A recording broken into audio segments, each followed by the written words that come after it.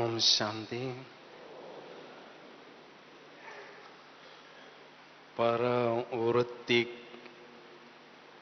के स्मृति द्वारा शुद्ध प्रवृत्ति ज्ञान के सागर शिव बाबा जो हमें इतना उच्च कोटि का ज्ञान देते हैं, उसका प्रत्यक्ष प्रमाण है लक्ष्मी नारायण जैसे श्रेष्ठ लक्ष्य को प्राप्त करना। घर गृहस्थ में रहते हुए शुद्ध प्रवृत्ति अनुभव करना, यही इस ज्ञान का लक्ष्य है। तो परिवृत्ति की स्मृति से हमें ये लक्ष्य प्राप्त करना है। सबसे पहले वृत्ति किसको कहते हैं, उदाहरण दे रहा हूं। बाबा कहते हैं आत्मिक स्मृति में टिको। तो पहली स्टेप है आत्मिक स्मृति। उसमें जब हम स्थित हो जाते हैं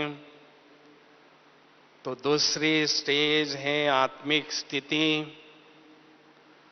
आत्मिक स्थिति में हम स्थित हो जाते हैं तो तीसरी स्टेज है आत्मिक दृष्टि।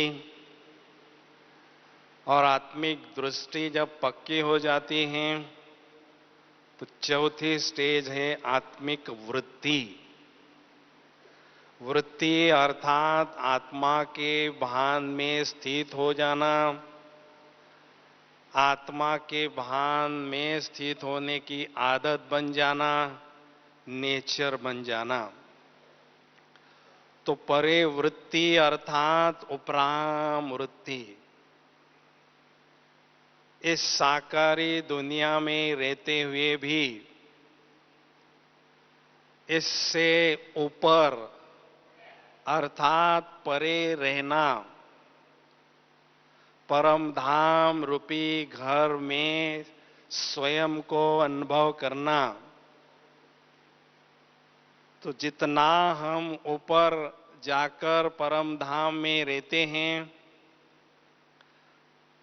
घर में रहकर उसके वाइब्रेशन को अनुभव करते हैं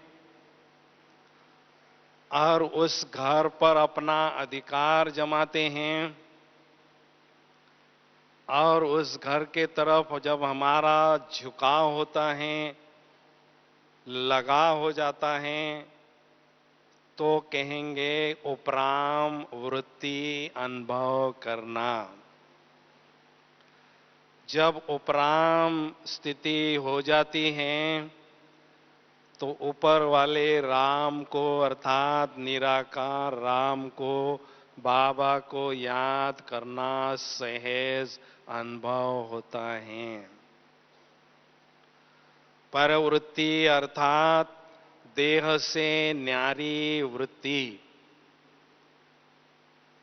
गृहस्थ में रहते हुए भी आत्मिक भाव, आत्मिक वृत्ति सदा मेंटेन करना, उसको कहेंगे परवृत्ति। तो लौकिक में रहते हुए हमारी प्रवृत्ति में अलौकिकता धीरे धीरे बढ़ने लगती है। परवृत्ति अर्थात न्यारी और प्यारी वृत्ति। कमल आसनधारी बनकर जब हम रहते हैं तो न्यारे भी रहते हैं और सबके प्यारे भी रहते हैं, क्योंकि इस ज्ञान का लक्ष्य ही है स्वयं सभी के साथ रहना है, लेकिन साथ रहते हुए भी अलौकिक वृत्ति को अपनाना है, दिव्यता को जीवन में लाना है, तभी हमारी प्रवृत्ति शुद्ध बनती जाती हैं। क्योंकि जैसी वृत्ति होती है वैसी कृति होती है, जैसी कृति होती है वैसे हमारे संस्कार बनते हैं। तो जब हम ऐसी श्रेष्ठ वृत्ति अपनाते हैं, श्रेष्ठ वृत्ति को धारण करते हैं, स्मृति में रखते हैं, तो हमारे संकल्प और बोल और कर्मों में और व्यवहार में परिवर्तन आने लगता है। तो सबसे पहली बात, संकल्पों में परिवर्तन अनुभव करना। जब ऐसी परिवृत्ति रहती हैं तो हमारे मन में आत्मिक स्थिति की अनुभूति करने के कारण बहुत सकारात्मक, शक्तिशाली संकल्प चलते रहते हैं। कहते हैं जैसे संकल्प वैसा व्यक्तित्व हमारा बनता है। तो मन में सदा श्रेष्ठ संकल्प चलते रहना, ये बहुत ही महत्वपूर्ण बात है। श्रेष्ठ संकल्पों का खजाना हमारे पास बढ़ते रहना बहुत जरूरी है। कहते हैं जो अच्छा खाना खाते हैं वो सदा तंदुरुस्त रहते हैं। तो ऐसे ही आत्मा को शक्तिशाली, सकारात्मक संकल्पों का भोजन मिलता है तो आत्मा शक्तिशाली स्वयं को अनुभव करने लगती हैं। इसलिए हमेशा हम स्वचिंतन में मगन रहें, परमात्म चिंतन में मगन रहें और श्रेष्ठ संकल्पों का खजाना बढ़ाते रहें। क्योंकि जैसे हमारे संकल्प होते हैं वैसे हमारे बोल भी होते हैं। बाबा ने जो हमारे लिए मर्यादाएं दी हैं, बोल के लिए जो नियम संयम हमें बताए हैं, उसको हमें धारण करना बहुत जरूरी है। क्योंकि हमारे बोल हमारे व्यक्तित्व का परिचय देते हैं। बोल में बल हो, कहते हैं वाणी में वीणा बजती रहे। वाणी हमारी अमृतमय वाणी हो। शुद्ध प्रवृत्ति के लिए हमारे बोल में, वाणी में भी शुद्धता अनुभव होती रहे, इस पर हमें विशेष ध्यान देना है। तो हमारे बोल हमारे व्यक्तित्व की पहचान देते हैं। इसके लिए मैं आपको एक उदाहरण देना चाहूंगा। एक दिन राजा, सूबेदार और सिपाही घोड़े पर बैठकर जंगल में शिकार करने जाते हैं। घोड़े के पैर में घुंघरू होते हैं और वो घोड़ा एक स्थान पर बांध देते हैं और वो जंगल में शिकार करने तीनों चले जाते हैं। जब वो शिकार करके वापस आते हैं तो घोड़ा वहां नहीं होता है। तो राजा सिपाही को भेजता है कि जाओ घोड़े को ढूंढ के लाओ। तो घोड़े को ढूंढ के लिए एक रास्ते से जाता है। वहां एक अंधा व्यक्ति दिखाई देता है। तो सिपाही अंधे व्यक्ति को पूछता है, अंधे बाबा, यहां से कोई घोड़ा गुजरा क्या? कोई घुंघरू की आवाज आए क्या? उसने कहा, नहीं भाई। जब सिपाही वापस नहीं आया तो राजा ने सूबेदार को भेजा। सूबेदार उसी रास्ते से गया, अंधा व्यक्ति मिला तो कहने लगा, बाबा जी, यहां से कोई घोड़ा गुजरा क्या? कोई घुंघरू की आवाज आए क्या? उसने कहा, नहीं भाई। जब सूबेदार भी वापस नहीं आया तो राजा खुद घोड़े को ढूंढने के लिए गए। उसी रास्ते से गुजरने लगे तो अंधे बाबा बैठे थे। तो उन्होंने कहा, महात्मा जी, यहां से कोई घोड़ा गुजरा क्या? घुंघरू की आवाज आए क्या? उसने कहा, नहीं राजन। अरे आपको तो दिखाई नहीं देता है, आपने मुझे कैसे पहचाना कि मैं राजा हूं? तो जवाब उसने दिया कि राजन, आपके बोल बता रहे हैं कि आप राजा हो। क्योंकि जितना जो बड़ा व्यक्ति होता है उतना वो सम्मान से बोलता है, उनके बोल में ऐसा वो रिगार्ड रहता है। तो आपने मुझे महात्मा जी कहकर पुकारा है तो जरूर आप महान होगे, ये मैंने अनुभव किया।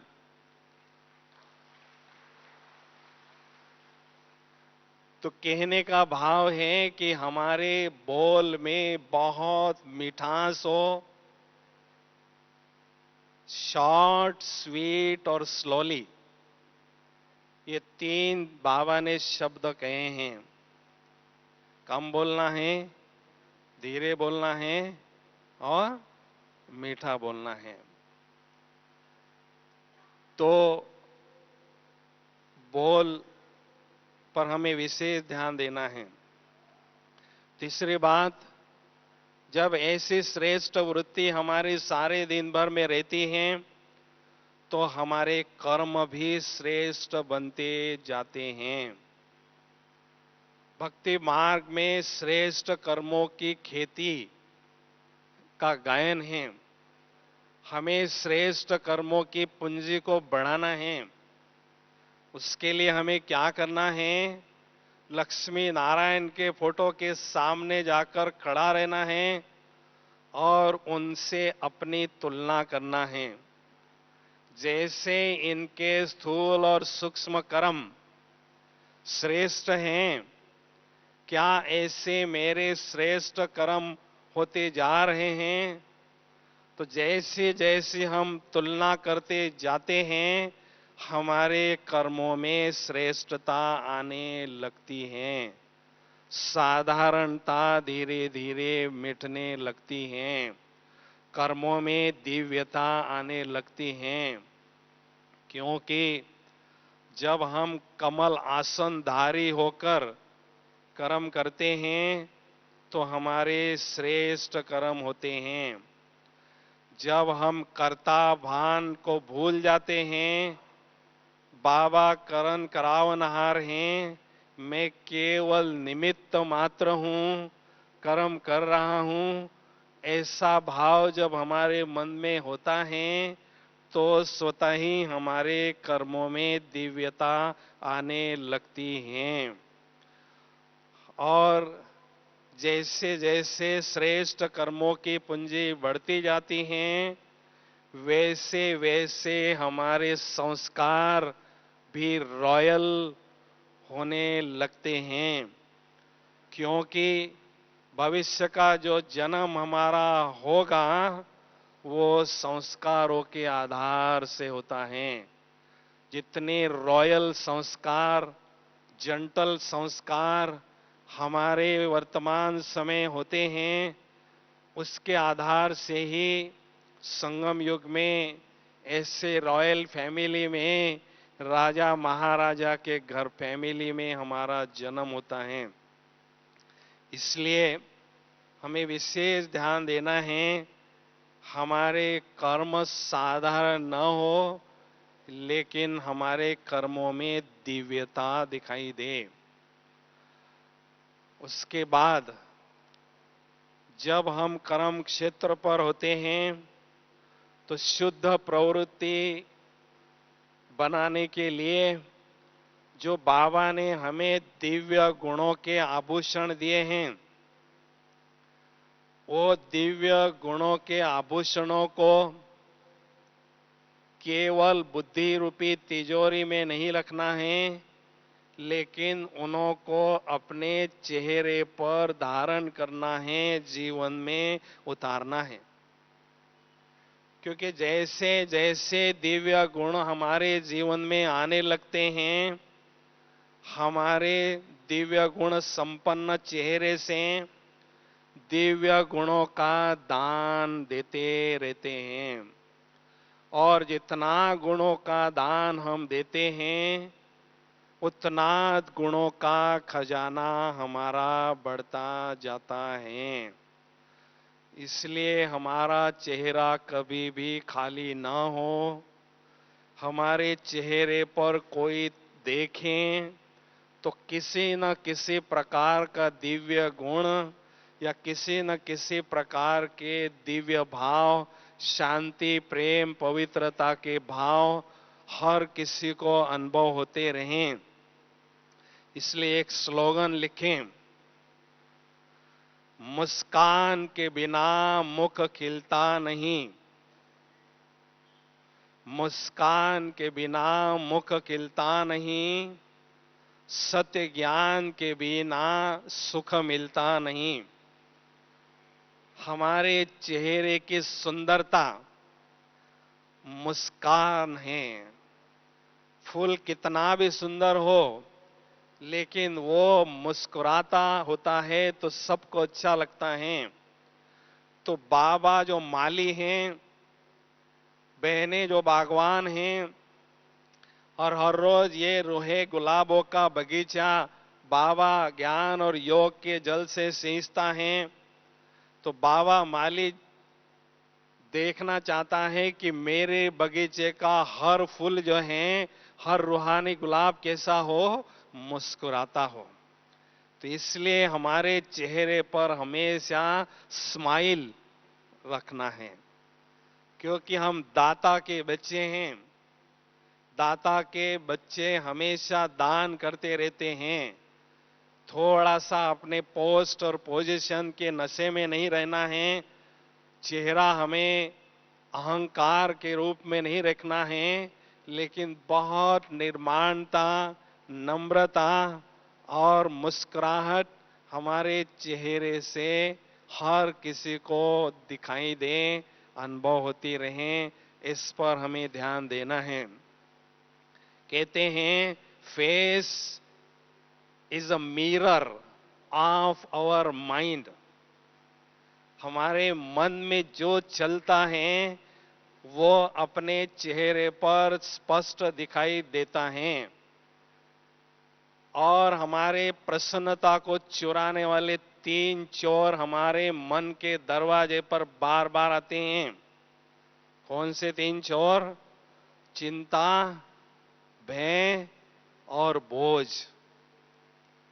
किसी न किसी प्रकार की चिंता होना, किसी न किसी प्रकार का भय होना और किसी न किसी प्रकार का बोझ अनुभव करना, ये हमारे प्रसन्नता को छीनने का प्रयास करते हैं और हमारे मुस्कुराहट को मिटाना चाहते हैं।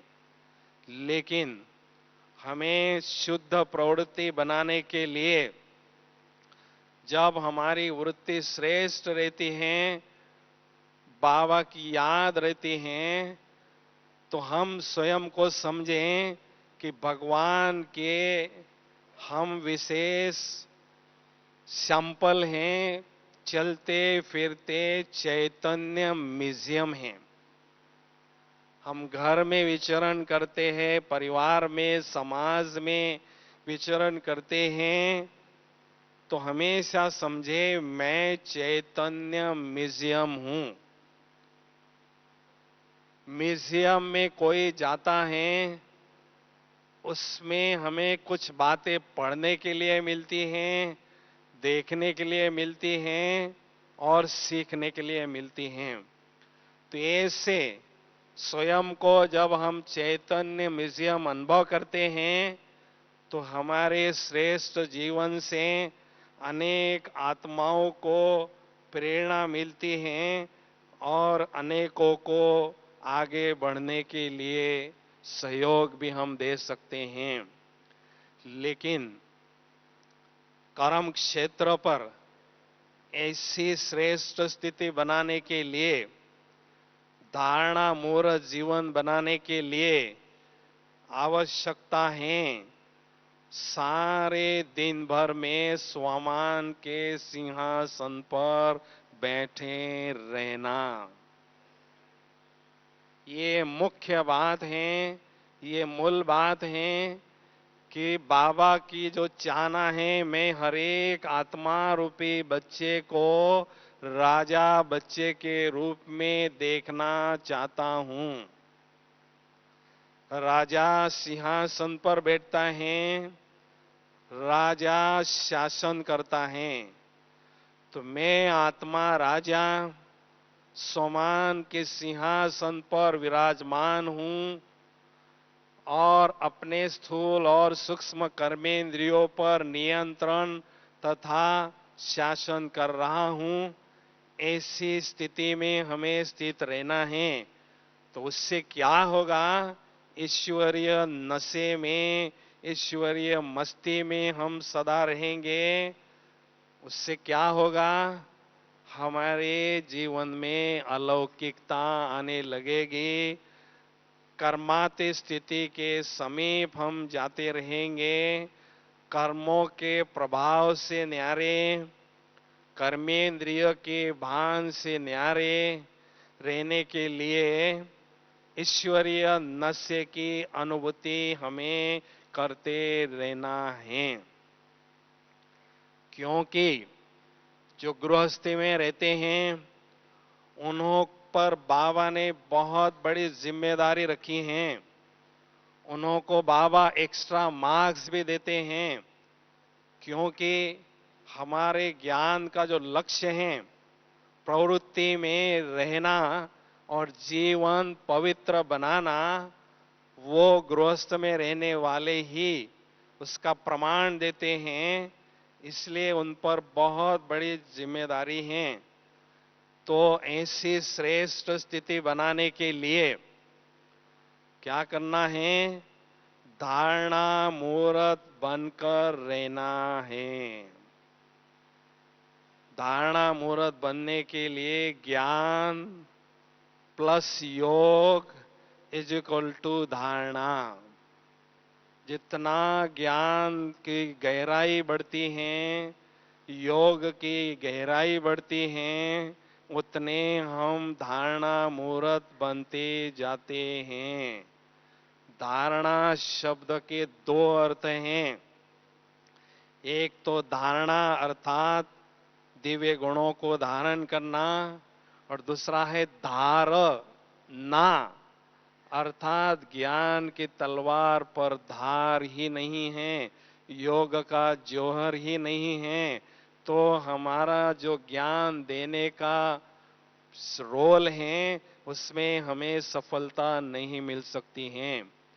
इसलिए ज्ञान की गहराई जितनी बढ़ती है, उतनी हमारी महसूसता की शक्ति बढ़ती है, रियलाइजेशन पावर बढ़ती है। इसलिए हर रोज मुरली बहुत अच्छी तरह से पढ़कर उस पर मनन चिंतन करना है। बाबा के ज्ञान के गुह्य राज और साज समझते जाना है और ज्ञान के बल को बढ़ाते जाना है। और साथ साथ योग की गहराई को भी हमें बढ़ाना है। योग की गहराई बढ़ाना अर्थात शक्तिशाली योगाभ्यास को बढ़ाना। क्योंकि बाबा ने पिछले सीजन में इशारा दिया है कि वर्तमान समय के अनुसार ज्वाला स्वरूप योगाभ्यास या शक्तिशाली योगाभ्यास को बढ़ाना जरूरी है। क्यों? क्योंकि सवेरे शाम जो थोड़ा सा योगाभ्यास करते हैं, जो शक्तियां हमारे पास जमा होती हैं, वो शक्तियां हम अपने लिए ही यूज करते हैं। शक्तियों का कलेक्शन, शक्तियों का बैलेंस नहीं होता है। इसलिए आत्मा की बैटरी चार्ज भी नहीं होती हैं। जो शक्तियां प्राप्त करते हैं वो यूज करते हैं। तो इसलिए अथाह शक्तियां बाबा से हमें मिलती रहें, उसके लिए आवश्यकता है शक्तिशाली योगाभ्यास को बढ़ाने की। तो शक्तिशाली योगाभ्यास बढ़ाने के लिए जितनी जितनी उपराम स्थिति रहती है, परम धाम वृत्ति रहती है, तो इस दुनिया से न्यारे होकर बाबा के प्यारे हम अनुभव करते हैं।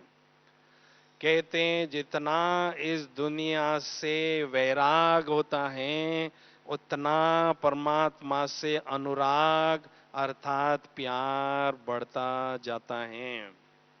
और जितना प्यार बाबा से बढ़ता जाता है, तो बाबा के साथ जब कंबाइंड स्थिति की अनुभूति करते हैं, लीन अवस्था की अनुभूति करते हैं, तो प्रेम स्वरूप याद, शक्तिशाली स्वरूप याद में स्वतः ही कन्वर्ट होती हैं और शक्तियों का बहुत अच्छी तरह से हमें अनुभव होता है। इसलिए हमें विशेष ध्यान देना है कि शक्तिशाली योगाभ्यास को बढ़ाते चलें।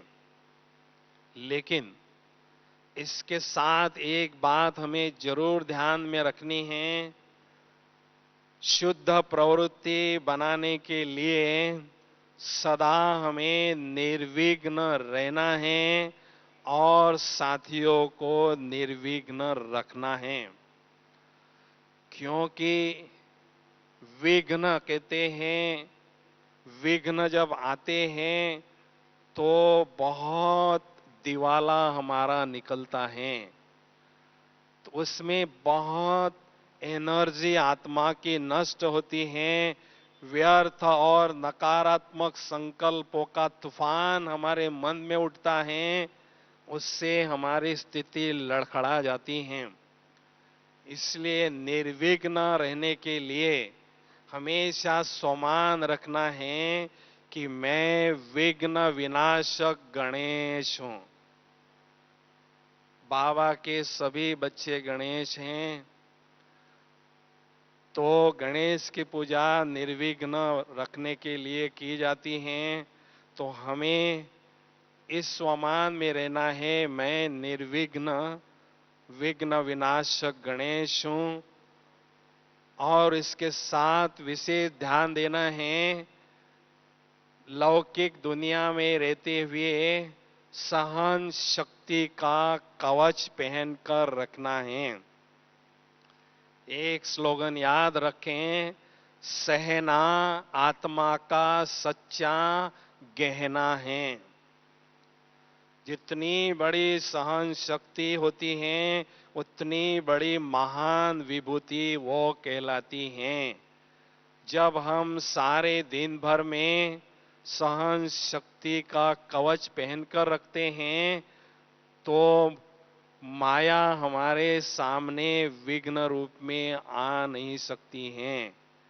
इसलिए इस स्थिति को हमें बनाना बहुत जरूरी है। और विशेष पवित्र प्रवृत्ति बनाने के लिए पवित्रता की शक्ति को बढ़ाते जाना है। उसके लिए ऐसा समझे, मैं अपने घर में नहीं रहता हूं, घर मेरा मंदिर है और इस घर रूपी मंदिर में मैं चैतन्य देवता रहता हूं और दिव्यता के वाइब्रेशन फैलाता हूं। इस स्मृति से रहेंगे तो पवित्रता के वाइब्रेशंस बहुत अच्छी तरह से आपके प्रवृत्ति में फैलते जाएंगे और आपका घर आश्रम गृहस्थाश्रम के रूप में सभी अनुभव करेंगे। अड़ोसी पड़ोसियों पर विशेष बहुत दिव्यता की अलौकिकता की छाप बढ़ेगी और बाबा के सेवा के लिए आप उदाहरण मूर्त बनेंगे, क्योंकि जो उदाहरण मूर्त बनते हैं वही उद्धार मूर्त बनते हैं। अनेक आत्माओं को ऐसे श्रेष्ठ कर्मों की करने की प्रेरणा देते हैं और जितनों को प्रेरणा देते हैं उतनों का उद्धार करते हैं, उनको आगे बढ़ाते हैं। इसलिए हमेशा एक बुद्धि में बात रखनी है, मुझे बाबा के म्यूजियम का सैंपल बनना है, मुझे उदाहरण मूर्त बनना है, मुझे आदर्श मूर्त बनना है। तो आदर्श मूर्त अर्थात सबको आदर देने वाला और सदा स्वयं को भी आदर देने वाला, अर्थात स्वमान में रहकर सबको सम्मान देने वाला। ये मंत्र बहुत महत्वपूर्ण है। सदा स्वमान में रहें और सबको सम्मान देते रहें। दादी जी ने जाते जाते यही मैसेज दिया। दादी जी से प्यार है तो ये दो शब्द अपने जीवन में धारण करो, सदा स्वमान में रहो, जिससे आपकी स्थिति श्रेष्ठ बनती जाएगी और सबको सम्मान देते रहो, रिगार्ड देने का रिकॉर्ड अच्छा रखो, तो बहुत आपसी प्यार स्नेह आपका बढ़ता जाएगा और ये सुंदर गुलदस्ता दुनिया के सामने प्रत्यक्ष होगा। इसलिए शुद्ध प्रवृत्ति बनाने के लिए विशेष हमें ध्यान देना है। और एक बात और अपनानी है कि जब भी हम लौकिक क्षेत्र पर कर्म करने के लिए जाते हैं, लौकिक जॉब करते हैं, धंधा धोरी करते हैं, उस समय हम सोचें कि मैं बाबा के लिए ये लौकिक कार्य कर रहा हूं, बाबा इसका मालिक हैं, मैं तो केवल कर्म करने वाला हूं। तो ऐसा भाव होगा तो आपके कर्मों में न्यारापन होगा और उस समय ऐसा अनुभव करें कि मैं फरिश्तों का अवतार हूं। बाबा ने मुझे फरिश्ते के रूप में इस संसार में भेजा है। कर्म क्षेत्र पर रहकर मैं फरिश्ता विचरण कर रहा हूं। तो जैसी हमारी आंतरिक स्थिति होती है वो हमारे कर्मों के द्वारा दिखाई देती हैं। तो लोग कहेंगे ये लोग जो हैं ये अल्लाह लोग हैं, ये कोई अलौकिक फरिश्ते हैं। वैसे ही श्वेत वस्त्र तो पहना दिया है बाबा ने हमें, लेकिन आत्मा को जो वस्त्र पहनाया है शरीर का, वो भी फरिश्ता स्वरूप का मैंने पहनाया है। दिव्य प्रकाश पुंज का शरीर मैंने धारण किया है। ऐसे फरिश्ता स्थिति में स्थित होकर कर्म करेंगे तो बहुत आपकी स्थिति में परिवर्तन आता जाएगा। कहते हैं जैसी स्थिति वैसी उपस्थिति होती है। अगर हमारी स्थिति श्रेष्ठ है, उपराम है, शक्तिशाली है, तो जहां हम जाते हैं आत्मा का आभा मंडल, आत्मा का ओरा ऐसे ही वाइब्रेशन फैलाता रहता है और हमारे व्यक्तित्व का प्रभाव जो संगी साथी हैं उन्हों पर स्वतः ही पड़ता रहता है। इसलिए बहुत अच्छी तरह से हमें अपनी प्रवृत्ति में अलौकिकता लानी है। तो बाबा हमेशा परम धाम से देखते हैं, और जो बच्चे ऐसे सैंपल बनते हैं, एग्जाम्पल बनते हैं, उदाहरण मूर्त बनते हैं, उन्हों पर वो स्नेह के पुष्पों की वर्षा भी करते हैं। और ऐसी आत्माएं स्वयं प्रिय, लोकप्रिय और प्रभु प्रिय बनती जाती हैं, क्योंकि हम सभी ने ये 3 सर्टिफिकेट जरूर लेना है। स्वयं प्रिय, लोकप्रिय और प्रभु प्रिय। तो इसके लिए आवश्यकता है श्रेष्ठ स्थिति अपनाना। तो अभी हम बहुत पावरफुल स्थिति का अभ्यास करना चाहते हैं। 15 मिनट ऐसी उपराम स्थिति में स्थित होकर बाबा के पास अलौकिक दुनिया में विचरण करेंगे, बहुत शक्तिशाली अनुभव करेंगे स्थिति का। तो सभी थोड़ा अलर्ट होके बैठेंगे। ऐसा ही अनुभव करेंगे। हम अमृत वेले 4 बजे के योगाभ्यास के लिए बैठे हैं। थोड़ी पीठ की रीढ़ की हड्डी जो है वो सीधी हो। बिल्कुल योग की मुद्रा में सभी बैठेंगे। कोई भी आंखें बंद नहीं करेंगे, झुटका नहीं खाएंगे। बिल्कुल मस्त और चुस्त होकर सुंदर गहराई का योगाभ्यास हम करेंगे। ओम शांति। सभी बोलो ओम शांति।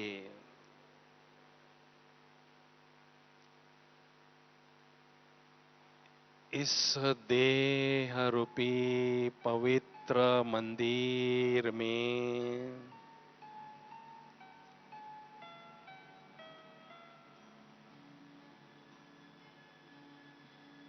मैं आत्मा रूपी चैतन्य दीपक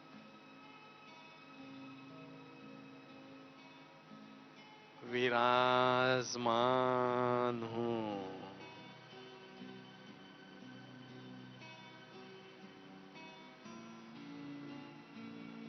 मुझ आत्मा रूपी चैतन्य दीपक से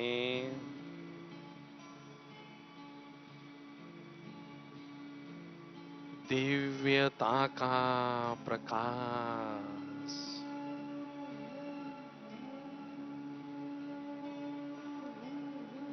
चारों ओर फैल रहा है।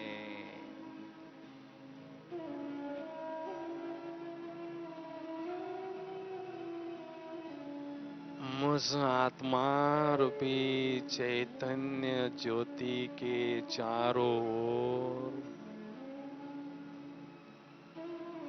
सुंदर आभा मंडल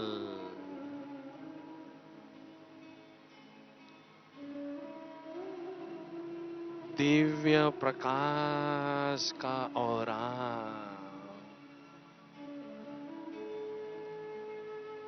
अनुभव हो रहा है।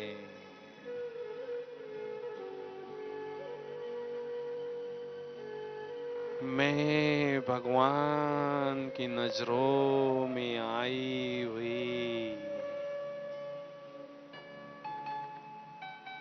महान भाग्यशाली आत्मा हूँ।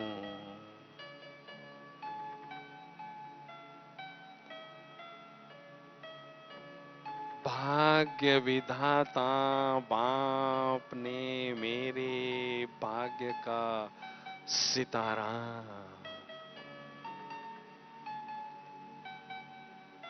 चमका दिया है।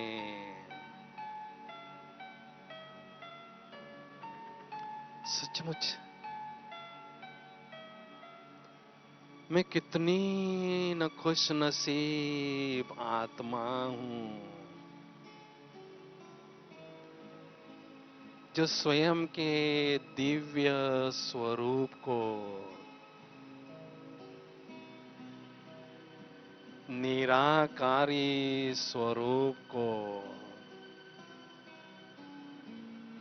बिंदु स्वरूप को दिव्य चक्षु से स्पष्ट देख रही हूं और अनुभव भी कर रही हूं।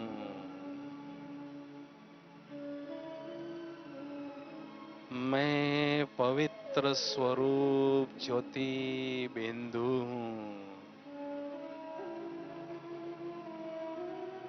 पवित्रता का प्रकाश,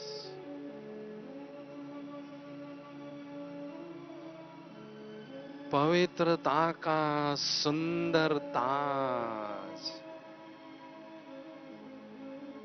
अनुभव कर रही हूं।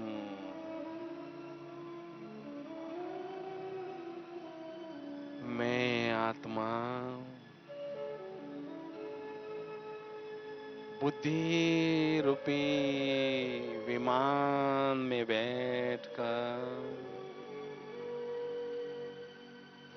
ब्रह्मांड की दुनिया की ओर जा रही हूं। इस साकारी दुनिया से पार चंद्र सूर्य तारा गण से भी पार जा रही हूं, जा रही हूं। फरिश्तों की दुनिया में पहुंच गई हूं। ओह, कितनी सुंदर है यह न्यारी और निराली फरिश्तों की दुनिया। चारों ओर सफेद ही सफेद दिव्य प्रकाश ही प्रकाश है। पवित्रता ही पवित्रता है। मुझ आत्मा ने दिव्य प्रकाश पुंज की चमकीली ड्रेस धारण कर ली है। कितनी हल्की फुल्की ड्रेस है यह। ओहो, फरिश्तों के बादशाह प्यारे ब्रह्मा बाबा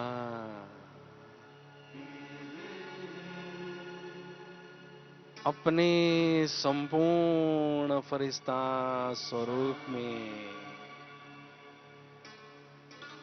मेरे समक्ष विराजमान है। मीठे शिव बाबा भी उनके भ्रुकुटी में दिखाई दे रहे हैं। स्नेह के सागर बाबा मुझे स्नेह भरी दृष्टि दे रहे हैं।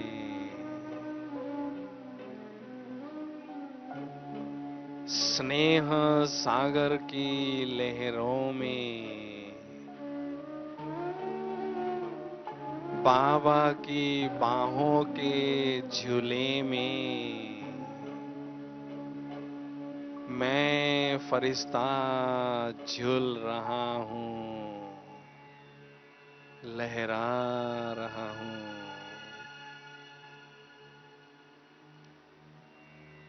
फरिश्ता स्वरूप की चमकीली ड्रेस को छोड़कर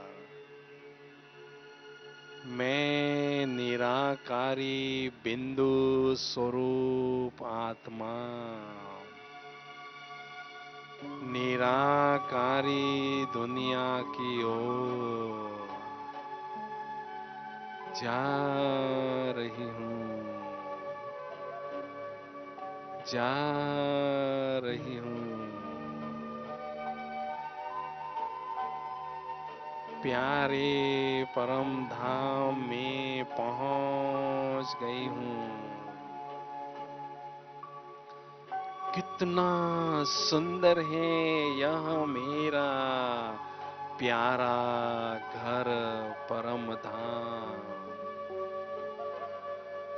चारों ओर सुनहरी लाल ही लाल, दिव्य प्रकाश से प्रकाश है। शांति ही शांति है। ओहो, मेरे प्राणों के प्राण, मेरे प्राण पिता, सत्यम शिवम सुंदरम, प्यारे शिव बाबुल, मुझ आत्मा के समक्ष विराजमान है।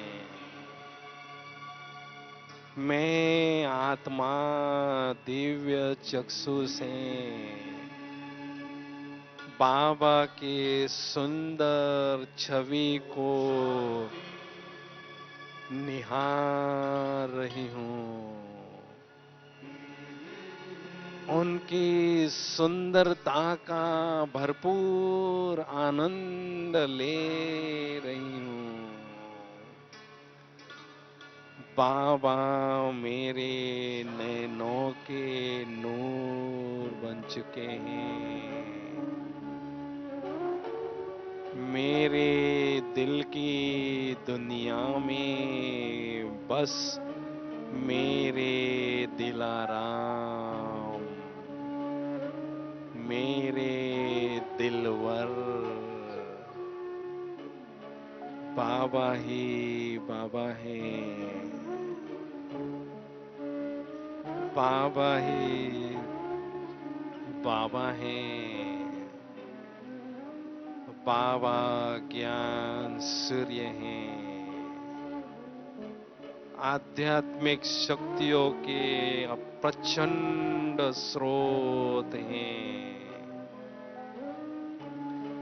ज्ञान सूर्य शिव बाबा से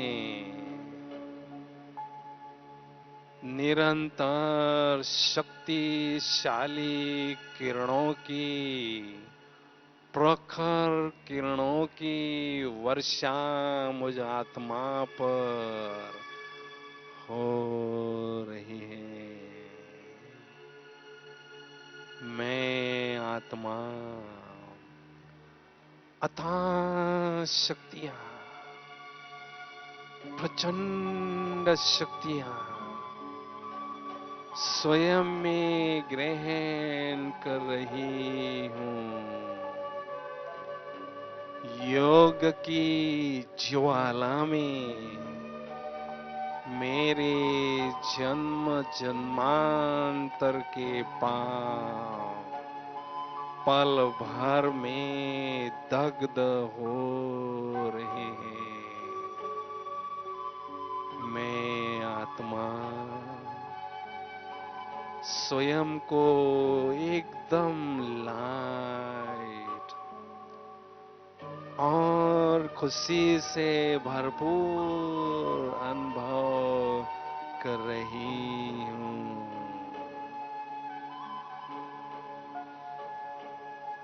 ज्ञान सूर्य शिव पिता से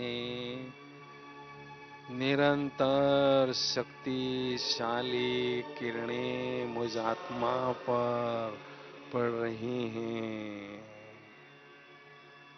मेरी आत्मा रूपी बैटरी चार्ज हो रही है। सचमुच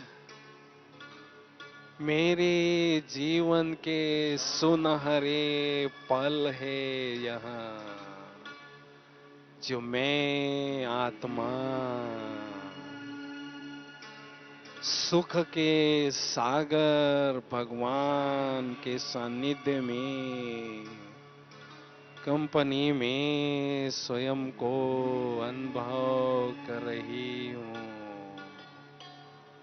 वहाँ रे मैं, वहाँ मेरा भाग्य, शक्तियों से भरपूर आत्मा, निराकारी दुनिया से वापिस इस साकारी दुनिया की ओर वाया सूक्ष्म वतन आ रही हूँ, आ रही हूँ। और इस साकारी शरीर में भ्रुकुटी के अकाल तख्त पर सोमान के सिंहासन पर विराजमान हो चुकी हूँ। मैं आत्मा राजा, स्वराज अधिकारी स्थिति की अनुभूति कर रहा हूँ। मुझ शक्तिशाली आत्मा से शक्तियों की सजीव तरंगे इस वायुमंडल में चारों ओर फैल रही हैं। वायुमंडल को भी शक्तिशाली बना रही है। मैं हूँ देह से न्यारा, केवल एक चमकता हुआ दिव्य सितारा मेरे मस्तक पर, मस्तक मणि आत्मा चमक रही है। शक्तियों की किरणें चारों ओर फैला रही है। जैसे मेरे शिव पिता निराकार हैं, वैसे मैं उनकी संतान भी ज्योति बिंदु निराकार हूँ। ज्योति बिंदु निराकार हूँ। ज्योति बिंदु निराकार हूँ। ओम शांति शांति शांति।